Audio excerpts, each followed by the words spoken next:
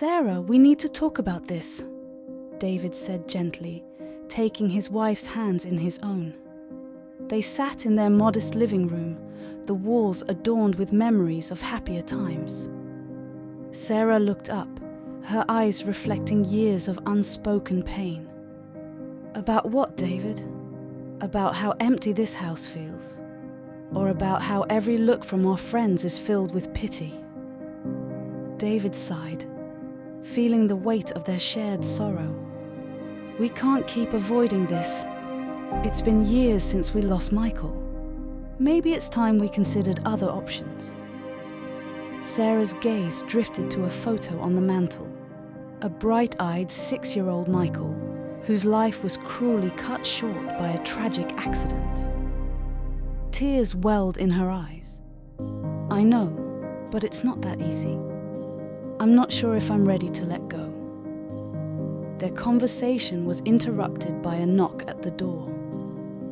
Their neighbor, Mrs. Thompson, was a kind-hearted woman who had always shown them compassion. She brought a casserole, her way of providing comfort. "Sarah, David, I've been thinking about you two. Have you ever considered adoption?" Mrs. Thompson asked cautiously. David exchanged a look with Sarah, who seemed taken aback by the suggestion. We haven't discussed it much," David admitted. "Well, think about it. There are so many children out there needing a loving home," Mrs. Thompson said warmly, leaving them with the casserole and much to ponder. The idea of adoption lingered in their minds, a glimmer of hope in their prolonged grief. However, the memory of their previous attempt to have a child, a painful miscarriage that left Sarah emotionally scarred, haunted them. The fear of experiencing another loss made them hesitant. As they entered their late 50s, the societal pressure intensified. Family gatherings became a barrage of well-intentioned but hurtful comments about their childless state. "You're not getting any younger?" their relatives would say. "A child could bring so much joy at this stage of your life." One evening, Sarah broke down after a tough family reunion. "I can't do this anymore, David. Every turn, I'm reminded of what we've lost and can't have." Oh. David held her, feeling her pain as his own. "Maybe it's time we seriously consider adoption. It won't replace Michael, but it could give us a chance to be parents again, to fill this home with laughter." Sarah was hesitant, but she began to warm up to the idea as days turned into weeks. They started researching adoption agencies, attending seminars, and speaking to families who had gone through the process. During one of these seminars, they met a couple who had adopted a child after facing similar circumstances. "It's not about replacing the child you lost," the woman said, her voice full of empathy. "It's about opening your heart to a new kind of love." Encouraged by these words, Sarah and David visited a local orphanage. The moment they stepped in, children playing surrounded them, their laughter echoing off the walls. A social worker introduced them to a shy 7-year-old girl named Emily. Emily reminded them painfully of Michael, with her big, curious eyes and hesitant smile. Yet, there was something in her demeanor that drew them in. They began visiting Emily regularly, each time leaving with a heavier heart, yearning to give her the love and family she deserved. It wasn't an easy decision, fraught with fears and doubts, but their love for Emily grew with each visit. Finally, one crisp autumn afternoon, Sarah turned to David as they sat in their living room. "I think we should do it. We should adopt Emily." David looked at her, seeing the resolve in her eyes mixed with a hint of fear. "Are you sure? It's a big step." "Yes, I'm sure. She needs us, and we need her. It won't be easy, but I think it's the right thing to do," Sarah said, her voice steadier than it had been in years.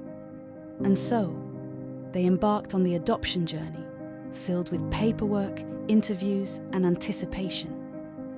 Each step brought them closer to Emily, to a new chapter in their lives. David and Sarah's decision to adopt Emily began a new chapter in their lives. The 7-year-old girl brought a renewed sense of purpose and joy into their once quiet home, with her shy smile and curious eyes. As Emily adjusted to her new family, their bond grew stronger each day. Sarah rediscovered motherhood's joys, teaching Emily to bake cookies and reading bedtime stories. David, too, embraced his father role again, spending afternoons teaching Emily to ride a bike and helping her with homework. They celebrated her big and small achievements with genuine pride and love. Emily, in return, bloomed under their care, her initial shyness giving way to a cheerful and confident demeanor. However, their happiness was not without its challenges.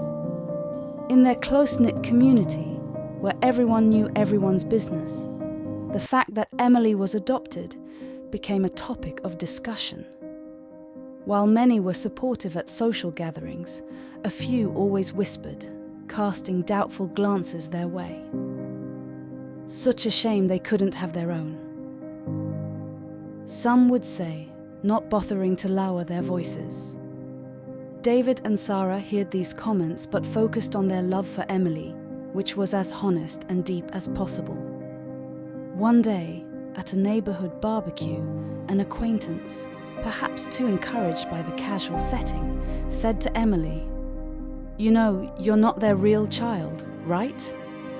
Sarah, overhearing this, felt a surge of protectiveness. She quickly intervened, rebuking the man for his thoughtless words. "Emily is our daughter, as real and as loved as any child could be," she said firmly. Standing beside her, David added, "Our family is built on love, not biology. Please remember that." Emily, who had been shielded from such blunt truths, looked up at her parents, her eyes filled with questions. Sarah and David sat with her that night, explaining her adoption gently. They reassured her of their unconditional love, telling her that families come in many forms, but what binds them is love. As Emily grew older, she learned to navigate the complexities of her identity as an adopted child. Her parents' love and support gave her the strength to face the occasional taunts and curious stares gracefully and confidently. As Emily approached her teenage years, she became a bright and compassionate young girl. She excelled in school, and curiosity drove her to explore various interests. Sarah and David watched with pride as Emily grew into her person. Their love and guidance reflected in her kind demeanor and strong character. The time soon came for Emily to enter high school. It was a significant milestone, marking her transition into adolescence. David and Sarah felt a mix of emotions: pride in the young woman Emily was becoming, and nostalgia for the little girl they had brought home years ago. The night before her first day of high school, the family sat together, reminiscing and dreaming about the future. Emily expressed excitement and nervousness, and her parents offered encouragement and advice. "High school is just another adventure, Emily," David said, his voice tinged with emotion. "You're going to do great. And remember," Sarah added, holding Emily's hand, "we're always here for you no matter what. We love you more than words can say." Emily smiled, feeling a deep sense of belonging and love. She knew the road ahead would have its challenges, but with her parents' support, she felt ready to face them.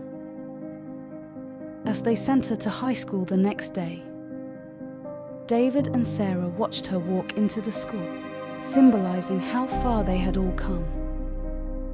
Years passed, and Sarah and David were blessed with their biological kid. They were so happy and excited, and Emily was pleased over this news too. But little did she know it would change her world forever. This birth was not something she had expected would bring happy days for her. The arrival of baby Noah into Sarah and David's lives brought an unexpected shift to their family dynamic.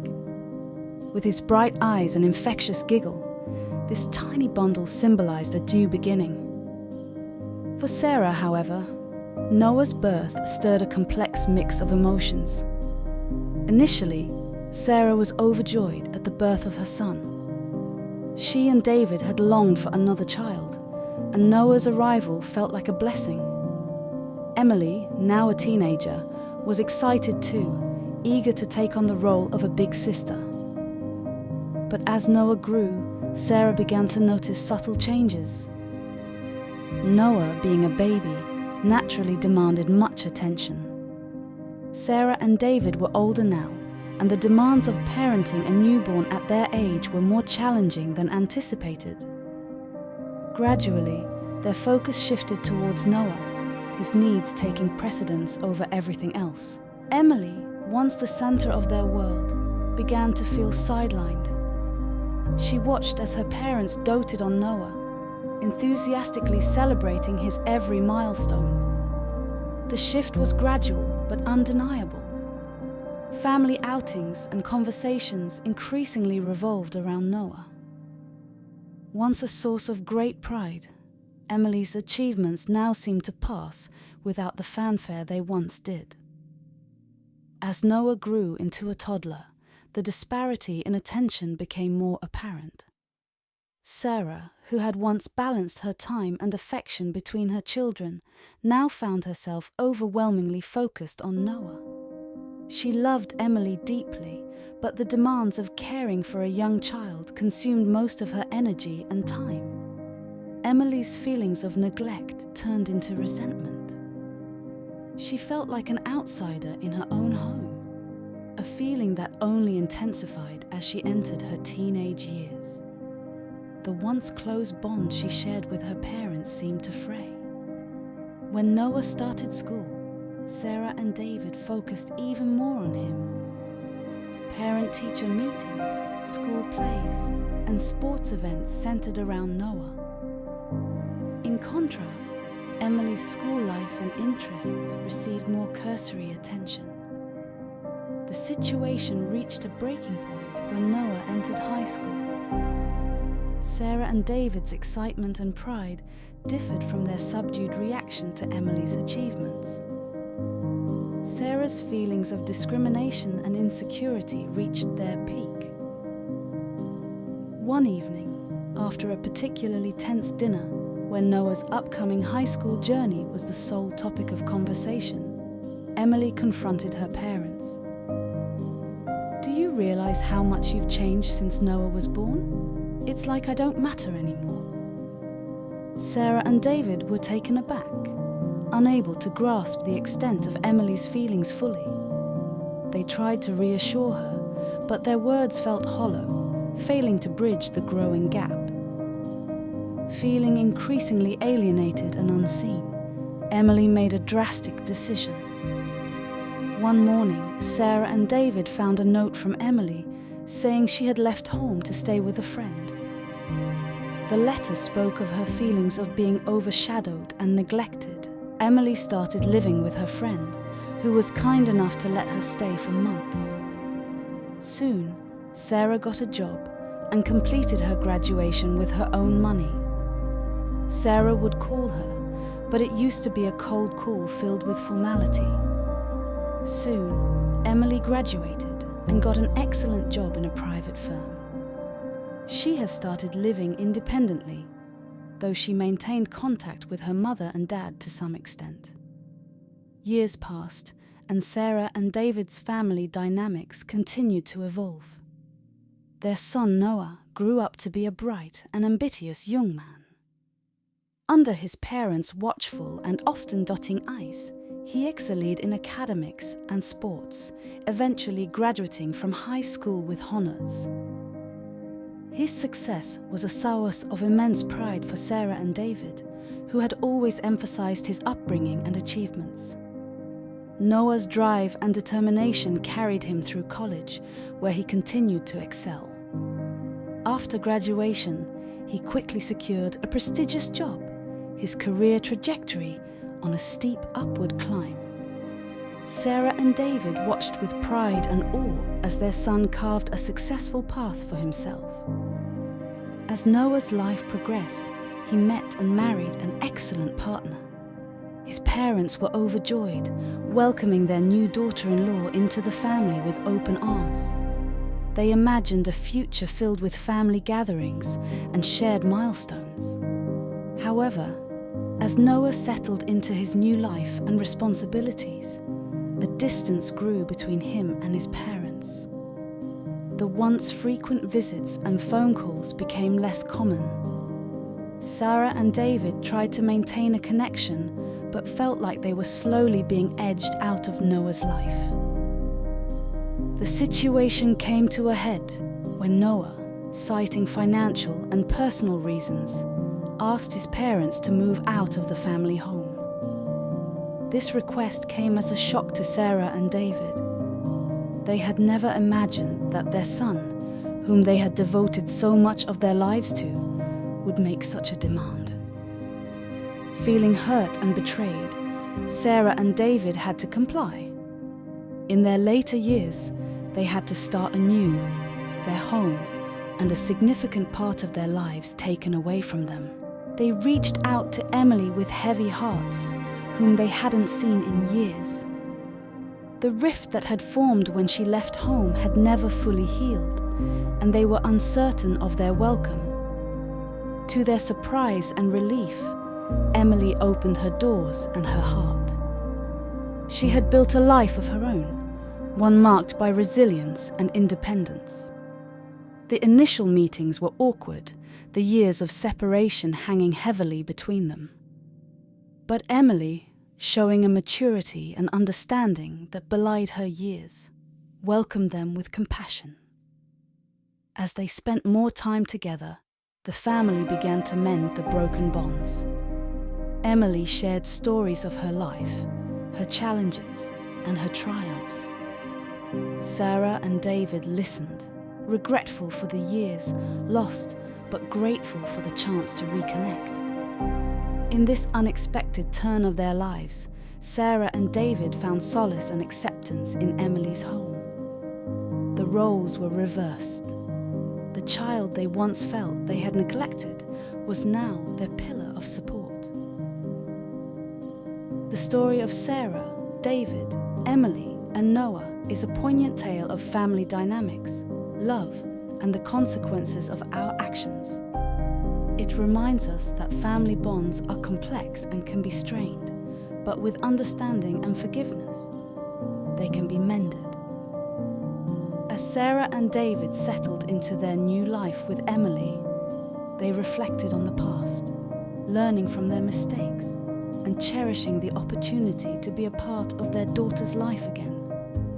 The future was uncertain, but they were together, and that was what mattered most.